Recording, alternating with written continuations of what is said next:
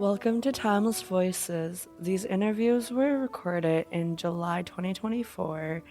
In this piece, you'll hear Brittany Janes interview Jim Howell.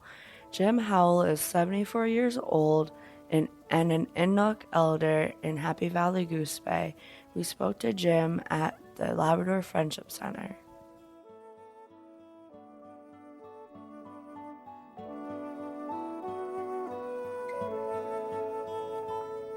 I grew up on the southeast coast of Labrador in a little place called Spotted Islands. I was actually born in a little community just 18 miles west of that, in a little place called Porcupine Bay. Where exactly were you born in Porcupine Bay? It was in our own home, our own house. So I was actually born by what we call a nanny, which is, I suppose they were almost nurses back then. There was no such thing as a hospital around us. I mean, I'm one of 13 children who survived, and I think there may have been half of them born in a hospital. Other than that, we were born either in Spotted Islands or Porcupine Bay. Did you see your siblings born at home?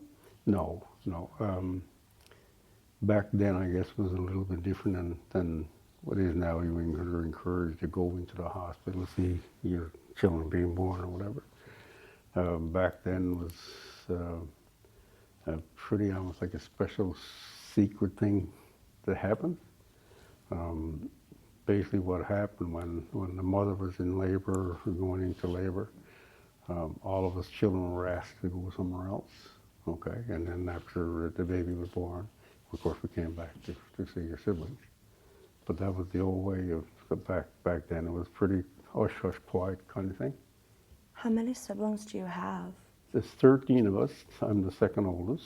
There's two others that died, one in childbirth and shortly after childbirth. And there's 12 of us still living today. We have one brother passed away with a heart attack. Other than that, we still have a large family. And of course, my parents they're passed on by now. What was your childhood like? You know, something I would say probably the best memories that I can.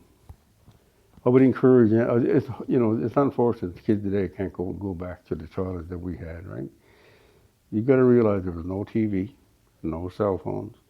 There were some people that may have had a radio. You hear a little bit from the outside world through them, right? But other than that, you were your entertainment. I mean, we spent most of our time outdoors whenever you could get outdoors.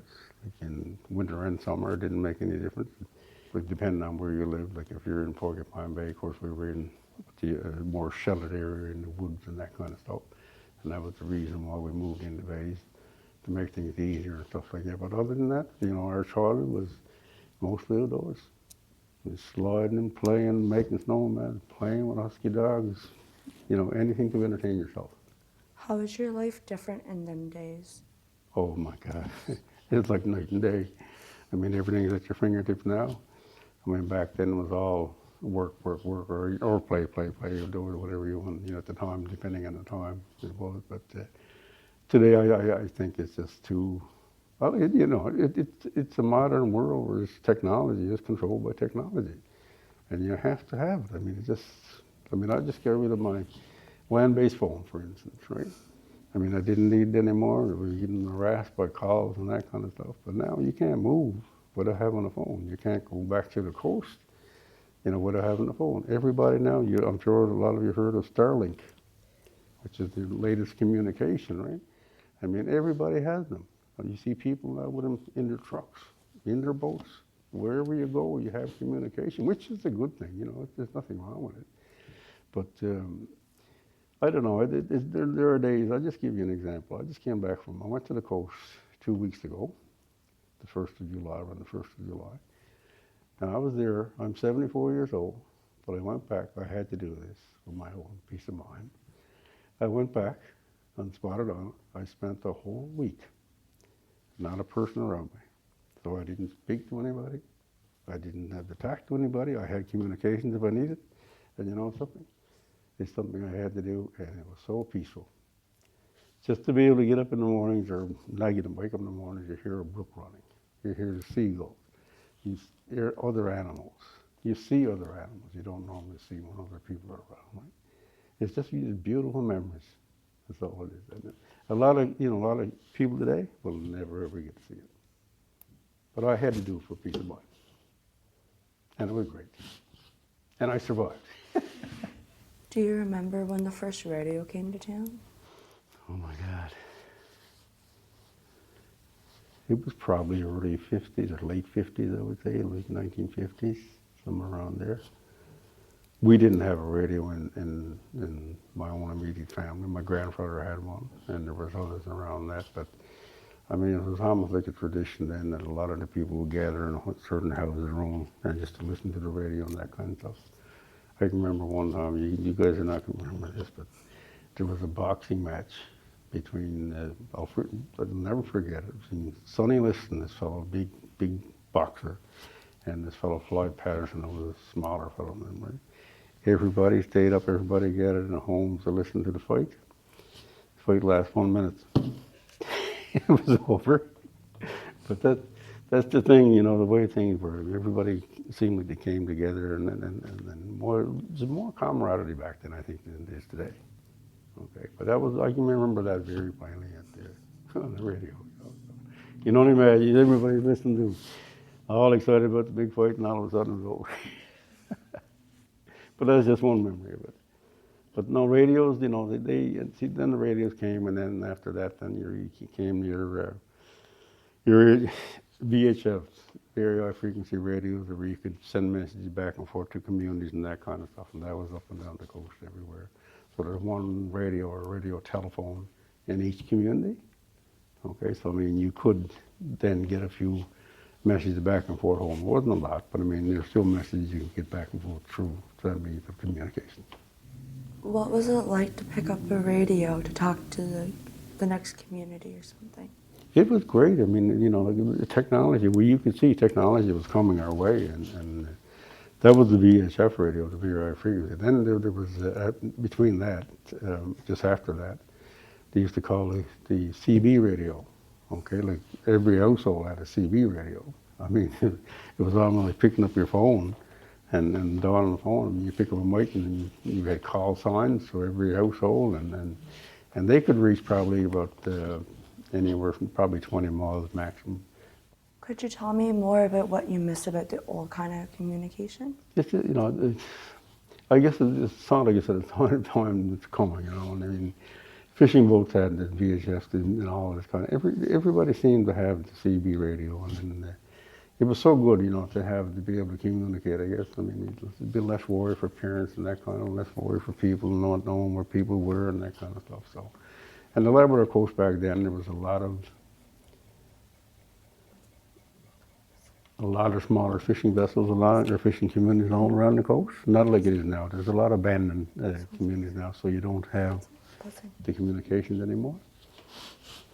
We actually didn't lose any. We're probably gained better. Like I just mentioned Starlink. I mean, everybody has Starlink now. Everybody has a cell phone. I mean, I still miss, but you still see a little bit around the coast when you go back with the VHF. The CB seems to be gone.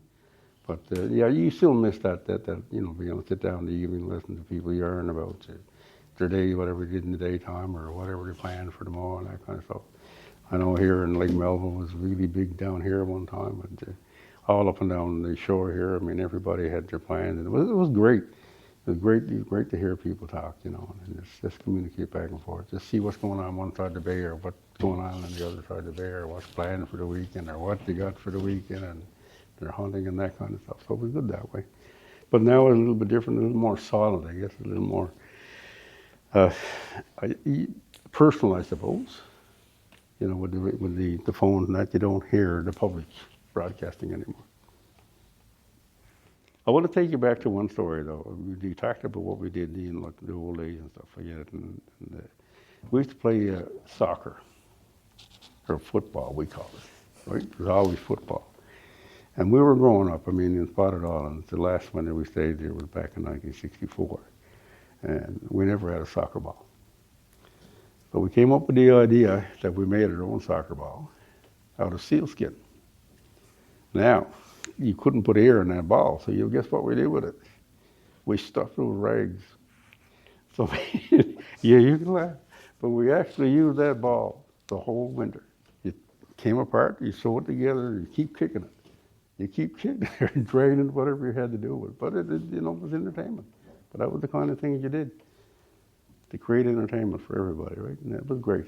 And back then, we used to have the younger people against the older people, right? I mean, that was the competition, the young ones against the older, like your father and that kind of thing, right? So, but it was good. If it's a story like I had to tell you, that one there, because I like that one. What is your culture? My background, I guess, is I'm an elder, I guess, Inuit elder from the coast, and my family's been there a long, long time in the little community spotted all in that area there, all the ponds, Porcupine Bay, Rocky Bay. I still still try to carry on what I traditionally used to do when I hunt and gather and fish and all that. I still do all that. And even though I'm getting up where it slows you down a little bit, but I still maintain, like my hunting, my harvesting. The one thing that I had to give up, which when I was hunting for 41 years, and that is the caribou hunting. And the moratorium came in place, and of course that's been ongoing now, I think since 1985. So I mean that hurt, but even there you make up your traditional meals with something else, like partridge, rabbit, seal. I eat a lot of seal meat. I love seal meat, and deal with the harvest a little bit, you know. But no, the culture, our background is very strong Inuit background, very strong. What do you do in your culture?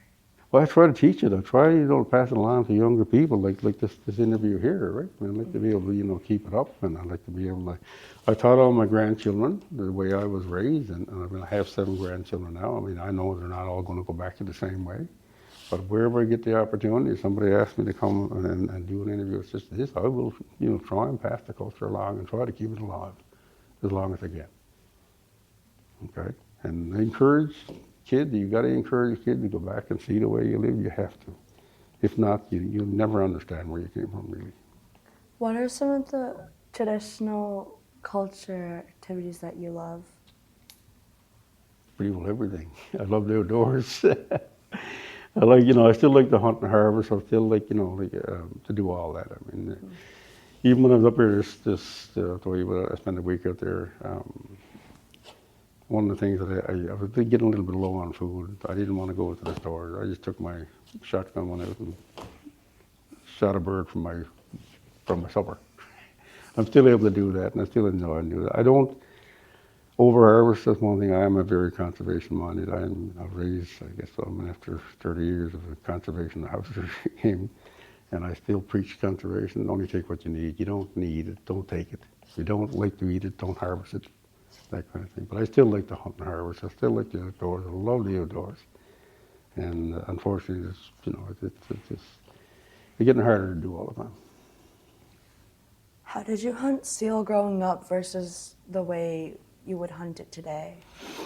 Here again, we were young when I was on the coast. Most of the seals were harvested by netting. There was some by guns, by firearms, but there was not everybody had guns was able to harvest seals. And most of it was all done by netting, and mostly in the fall, okay, and in the springtime, like after they moved from their winter homes out to the coast, in the springtime they did the harvesting seals and that kind of stuff. But I'll tell you a story,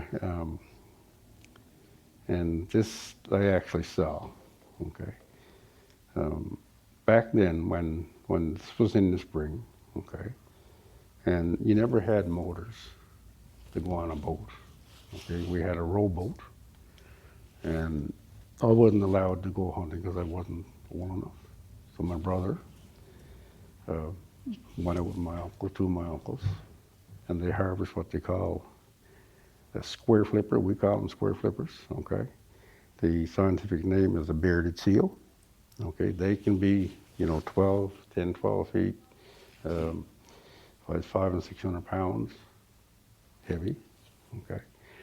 And the tradition back then was to, once you harvest one, and they are more plentiful now than was back then. The days back then when you used to hunt those, you'd probably gone 2 or 3 days. If you just saw one, you're probably 2 or 3 days before you actually get time to harvest it, or was able to harvest it, right? Just watching it and the movement and that kind of stuff, right? So, but one of the things that used to happen, if they did harvest a square flipper or seal, one of the things, the first thing they did when we come on in, they'd have a flag up, okay? Just to show the community that they had a seal, they needed help to get it up, okay? And of course, then you were still rowing because it was too big to get aboard the boat. But then you still rowed it in, so you got into wherever you landed, and stuff like that. But one of the old traditions, and my brother, I told you my brother was the first time out hunting. He harvested a seal, so he actually killed the seal itself. The old tradition back then was he had, once the fishermen gathered to haul the seal out of the water, he had to lie down, okay? Imagine this now, 500 or 600 pound seal being hauled over your body. Okay, now that was the tradition, to have the seal hauled over your body. Then he had to skin it. Okay, that was his job, to skin it. And the first meal of seal, remember we talked about nanny bringing you into the world. The first meal of seal had to go to your nanny. Okay, and that's no different than the young ladies when they made their first bread.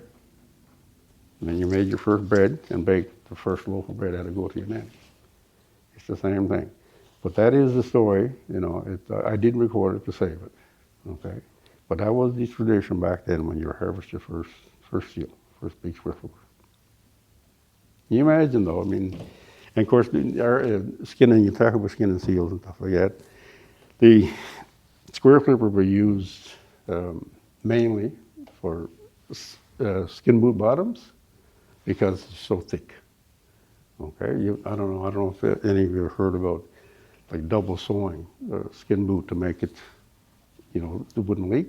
But that was the reason they used the square flipper skin for that. It was thick, okay, when they got it though. So there's, I can go on a lot of stories, but the methods of harvesting seals and how they made seals and boots and that kind of stuff. But that seal itself, the square flipper, was probably the most valuable seal they could get. If they made seal, they did at the bottom for boots. They also made traces, what they call dog traces, like the big long pieces of rope, that had to be cleaned and cut and stretched and everything else, right? So, it was a valuable seal. And there had to be a certain way you skinned the seal. You didn't skin it from like down. It had to be on the round. So you just flip it out, right? So you can just take and cut long pieces out of it. But there's a lot of good stories out there. A lot of people can tell you about hunting and harvesting seals. What did it symbolize when the seals pulled over your brother? From what I understood from my older generations, it just shows respect. Respect, that the animals harvested and they just almost like a way of thinking, okay? And that was just a way of thinking and showing respect for the animal. What exactly did you mean when you said netting seals? I don't know. Like if you had, it'd be hard if you never had saw a net. But you know what a net? Do you know what a net is? Yes. Any kind of a net? It just doesn't make any difference. Like it's just like different size mesh sizes inside, like depending what you're harvesting, like trout, salmon, or whatever. Seal nets used to be around 11 inches. Okay, a square, 11 inches, or a diamond, whatever way you want to call it, right? But they used to build, that size because of the size of the head of the seal. Okay, and basically all it is you drop. Put a weight on both ends of your net, you drop it on the bottom, okay, and floats on top so that you can see where your net is. And of course, just when the seal comes along, they'll just tangle it and smother in the net. It's not a nice way to do it, but it was done over the years, right? And these traditions back then, I'll tell you the one that we used to go by, and when we were leaving on the coast was Christmas Eve. On Christmas Eve, every net that was in the water for seals would have to come out of the water. If the weather was good enough to get it out, that's when they took their seal nets out for some reason. Now, don't ask me why, but that was a tradition that back then, right? But Christmas Eve, your nets would come out of the water. Okay, seals were used, like not only for course, you had to eat them, but they're also harvested for dogs. Okay, there's a lot of dog food. And of course, the harvesting, the seal skins were used for making all kinds of things, right? Crafts, everything. How exactly did you keep your meat from spoiling? But in the wintertime on the coast, it was easy enough because it's just frozen solid. There. But a lot of people used to dry it, which is called nico. They cut up little pieces of seal meat about a quarter inch thick, hanging up on lines behind the stove or wherever heat you had. And they dried it out like for 2 or 3 days, like that, and then they ate it like that. Probably with a little bit of salt and pepper on it, that kind of stuff. And then with the frozen, what they call quack, okay, it was just frozen seal meat. You just cut it off or shave it off or whatever and just eat it like raw, okay? We did a lot of that because we never had candy bars, okay? But I mean, then, the fat and that kind of stuff was always kept for the dogs, okay? You kept the fat and that was partly frozen. In the wintertime, it was no problem. In the summertime, we did not harvest a lot of seals. Not at all. I mean, every once in a while you'd harvest one like for change the diet and that kind of stuff. And because they were too busy fishing anyway, in the summertime for that, so. But seal meat and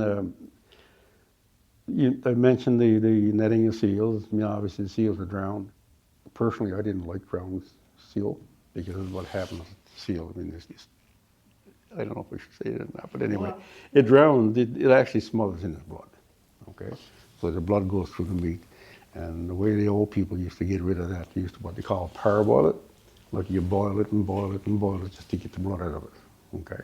It's not like shooting a seal. When you shoot a seal, the blood actually leaves the seal right away. It drains in the water or wherever, right?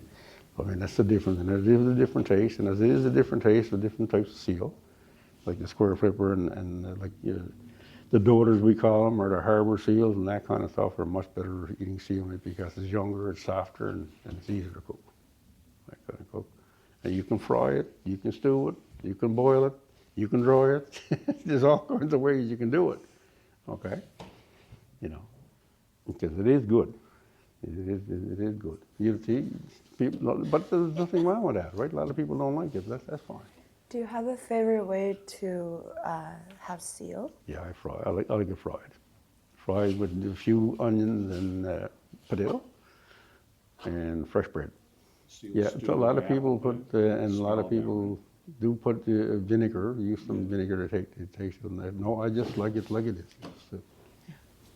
How have you seen your culture change? Over the years? Yes. A lot. And I guess it's understanding in a way, I grew up on the land, harvesting on the land, eating whatever you can get off the land and stuff like that. Now today you can run to the stores and there's a lot of young people, just will not touch wild meat. It's probably the best meat for you in the world, but a lot of people just don't want to touch it. They get away from it. You don't like the smell of it cooking. They don't. But it's unfortunate. I mean, we still try to encourage people, to at least try it. But you can go to a grocery store now and pick up things, and it's getting so costly now to go back and harvest, or even to go anywhere to harvest meat and that kind of stuff. And I've had people tell me, how come you just can't go to the grocery store and pick up food to eat? But I mean, that's, yes, it's cheaper. I'm sure you know it as well as if it's a way. A traditional way that you've always harvested things. I mean, if it costs you a bit of money, you still enjoy doing it, No, but there's a lot of change, and a lot of it, I guess, when I grew up on the coast, like in Spotted Islands, there was no stores. There was nothing there. You couldn't run to the store to get a candy bar or nothing like that, You couldn't run to the store to get a can of beans or a can of corn or anything like that. It just wasn't there. I mean, your parents or when in the fall, when they went to college, used to straighten up with the merchants. They ordered their basics, flour, milk, butter, sugar, and that kind of stuff. If you're lucky, you might have got a box of sweet biscuits or something that you saved for Christmas time and that kind of stuff. So, I mean, but now today, you just run off and pick that up anytime. You don't have to stock it. You don't have to store it. It's just there. You just go and get it. Do you have any worries about the culture in the future? Yes, I do. I think it's fast. Well, it's going to fade. I think it's fading now, and in all of our cultures. And, you know, I think with the Inuit, everybody's culture. I think because of the modern way of living, it's a lot easier, I guess, to live now the way we are now. Yeah, it's fading out. There's no doubt about that. I mean, it's not. There are some people that still can, will continue to go back, and that's why I like to see a lot of the younger people go back. And you can teach people, how you were raised and how, like you had to survive and that kind of stuff. But I mean, there's not everybody wants to go back to that way of living anymore, and it's not unlike the language. The Inuit language that disappeared in southern Labrador for about 100, a little over 100 years now. We're trying to regain that back again, but I mean, still, it's something that, my own personal opinion, I don't think you'll ever recover again. But I mean, you can only try, and to get it back, And the same thing with hunting and harvesting. I mean, there's not many people there's a lot of kids today. I'll give you an example. My granddaughter, I was up Spotted Island a few years ago, and there was a little seal in the harbor. I said, well, there's my supper right there. She said, oh, Papa, you're not going to kill that seal, are you? So what do you do? What do you do? You know. But anyway, that's the kind of thing, like the kids grow up a little bit different now, and they're not used to seeing stuff harvested and that kind of stuff. So it's difficult. But I mean, you can only teach, and hopefully somebody will continue to keep it up and keep it going as long as we can. Why is it important to still practice your culture? Well, it's going to be it's going to be lost if we don't push and teach and hopefully encourage people to go back and keep it up. It'll be a loss. It'll be like the languages, right? It'll be lost, and it's hard to say. I mean, it's hard to accept, but we know it's going to go to it's eventually going to be lost. It's going to be a different way, and we can understand why. You can see that why. I mean, we don't expect for our grandchildren to go back and live the way I did, for instance, right? Like no running water, no bathroom, no communication and stuff like that. So it is worrisome, but I mean, I think it's almost a given fact that it will eventually go, but all we can do is just keep pushing and pushing and teaching, encouraging kids, to keep it up and go back. Could you tell us why it's more important to practice your culture? That's going to be a difficult question to ask because, you have to want to do things. Yes. You have to want to do things. But I mean, like I said, you can keep, just teach your children, you teach them what to do and how to do it and harvest and stuff like that. And hopefully, there's one or two of them that will go back and try to keep up the old traditional ways and that kind of stuff and the cultures and that kind of stuff. Just try to keep pushing and pushing. It's a good life. And my grandchildren, they go back now. I mean, they see the good life there, right? There's a lot of kids don't see it, and don't get the opportunity to go back and see it, and don't get the opportunity for somebody to explain to them what it was like either, So, education, I think we still have to use the education process to keep all that alive. I think it has to go back in our schools. I really think, and I think that some of the governments now, the governments are trying to do that. Trying to get some of the literature and their history back in schools. I think that may be one way to help, to hang on to it a little bit longer. But it's difficult. I got to say it's difficult. I mean, like I said, I've taught all my kids that I know. I've known how to harvest and when to harvest and that kind of stuff. And then whether they keep it up, I guess it's going to be up to them. How did the way you were raised shape who you are? I was home until I was 7 years old. Okay, then I went to school then in a dormitory in Cartwright, in the Lockwood School, residential school. So I spent 7 years of my young life there. After that, we spent one winter on Spotted Islands back in 1964. Then came resettlement. Okay, so a lot of the people from the community were settled to Goose Bay. A lot of them were settled to Cartwright. I separated from my family, mother and father at that time, and I went with my grandmother, who moved on the island of Newfoundland. And that's where I spent 3 or 4 years going to school there.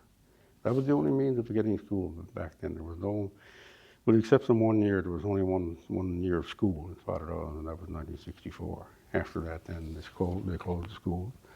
So other than that, you went to school in the dormitory in Cartwright. And like I said, I spent 7 years there, and after that I went on to a place called Cubits in Newfoundland, and eventually in St. John's, and that's when I moved. After that, I moved back here. Yeah, times were hard sometimes, but yeah, I have to say, I mean, I'm glad I went to school. I really do. Other than that, I probably wouldn't have had any education at all. Times were not easy, I can say that, but we got through it. How far did you go in school?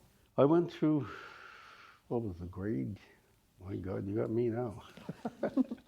I'll tell you, I ended up in St. John's going to what they call a GED, I guess it was.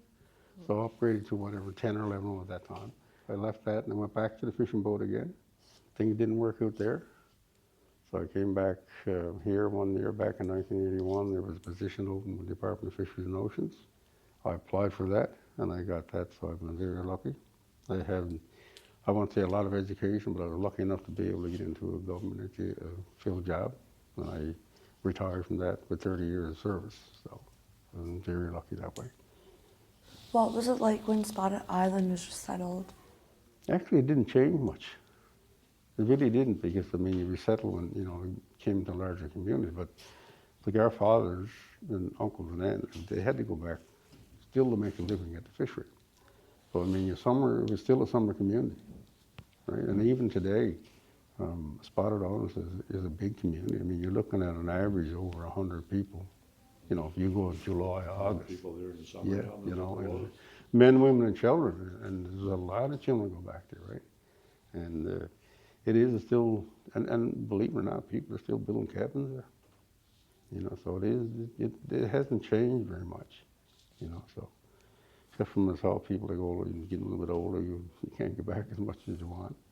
But no, it hasn't changed very much, and it's really good to see that the younger kids are going back there and they're keeping up the old traditional ways of we used to live, right?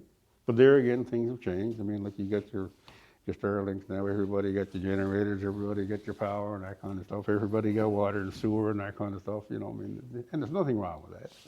It comes with change, right? But it is very comfortable. It's really a nice, comfortable community to go back to. I'm actually flying out tomorrow morning. This is how things happen. You talk about it, even with transportation, we complain about it sometimes. But I can get on a plane tomorrow morning, go back to Black Tickle, pick up my codfish, and back again tomorrow afternoon, and have codfish for tomorrow night supper. And that's how things can change. So that's what I'm doing tomorrow morning. What do you think of the loss of the language in your area? Something. I grew up without having the language or speak the language. We still know a lot of words and that kind of stuff, and I guess that just comes, from hand down. But the last time I heard the Inuk language spoke in Spotted Island was actually a family from Hopeville that moved back to Hopeville, and they actually spoke amongst themselves. But that was only amongst themselves. I can't remember ever my father or my grandparents ever using the Inuk language, I mean, I travel the North Coast and I travel a fair bit and I hear it a bit. It's just a hard language to speak. You can understand a little more than speak it, right? I mean, I pick up words. I mean, I can understand a lot of the language myself, But it depends on where you are. Well, the dialect's a little bit different. So it's a little bit different, sometimes a little bit harder for you. But we do have a lot of interest now in trying to bring that back. We just, Nunatu, just offered a course, and it's completely full. People wanting to learn it, so it may come back, It's not unlike the coast, the North Coast, I guess. I mean, they're trying to hang on to their language. Now, whether it'll ever be used like it was before, I don't know. I can't say that. But it would be good to, it is good to be able to hang on to that. And apparently we're not the only ones that are going through it. Apparently the themselves are worried about it, So, but I guess it comes with intermixing, and no different than anything else. You lose part of it. You lose part of your culture. You lose part of your language. You lose everything. Everything you bring in new blood. Something changes. Something changes into your culture, your societies, everything, right? Is not everybody wants to continue on that way, but no, it's worrisome. It is worrisome. There's no doubt about that. But it's been gone so long now. Like I'm used to it because I had a buddy of mine. And we keep when we go hunting and stuff like that. I don't know what he talks about. He calls me all kinds of stuff. He took language I can't understand. But anyway. But no, it's sad. It is kind of sad to see it lost, It is, and hopefully we will be able to retrieve some of it and hang on to for a little while. But the cultures, of all people, is important to hang on to. I think, and particularly like in my culture, the Inuit culture, it's the way that we grew up, and once again, you can only teach and encourage, and hope that people will continue on to keep it up, and that's all you can do is hope for. What is your dreams for the language in the future? Well, I don't know if I'm going to be around much longer to see, but no, like I said, I really think that we will have some people eventually be able to continue on with the language. I think you're seeing that now. Some of the younger people show a lot of interest in the language now. The language is like everything else. I guess you have to be able to continue on almost like a daily basis, to continue to talk, but it's no different than any other language. You lose it if you don't use it, and that's as simple as that is. But no, it hopefully, I don't think I'll see it in my day. There will be some sessions, I guess, you can sit on, and I myself, I haven't signed up for any language courses at all. I do know a few of the words and stuff like that. I can manage, understand some people. That's all. What kind of legends did you hear growing up? Oh boy, not a lot really. There was a story, I guess, and it seems like this one was heard all over Labrador really. There used to be this fellow they call Smoker. They used to always show up for some reason in a storm. Like in a storm, people used to see him all the time, and then there's different, I guess, versions of who it actually was or where it actually, but apparently there was a person that got lost in the storm. They never ever found him, and every storm or snowstorm, and particularly in the wintertime, there were certain people swore that they saw this individual. Now whether you can argue right or wrong, I guess, but I guess it's up to the individual who told you the story, right? That's that one, but there's another one that we used to be growing up in Spotted Islands again, was